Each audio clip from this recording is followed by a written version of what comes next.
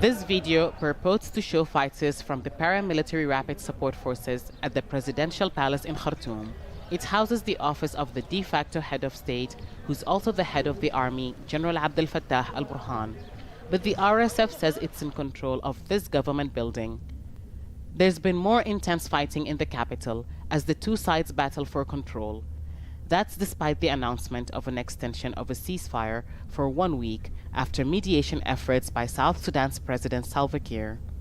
That's the sound of artillery being fired by the rapid support forces against Sudanese army fighter jets that have been flying overhead around the vicinity of the presidential palace since the early hours of Wednesday morning. Now, fierce battles have been ongoing between the RSF and the Sudanese army, as the army looks like it's pushing to regain control of the presidential palace, which has been under the control of the rapid support forces since the start of the fighting 19 days ago. The UN says the deteriorating situation is making it difficult to deliver aid. Its humanitarian chief, who visited Port Sudan, says security guarantees are needed. Even when there is no formal national ceasefire, we will still require agreements and arrangements to allow for movement of staff and supplies. We will need to have agreement at the highest level and very publicly, and we will need to deliver those commitments into local arrangements that can be depended on.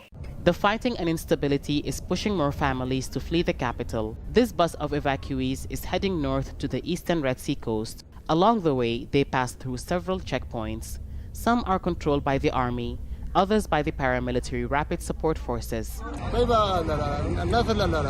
People coming from Khartoum who are escaping the war and trying to find safety and security arrive here under very difficult circumstances.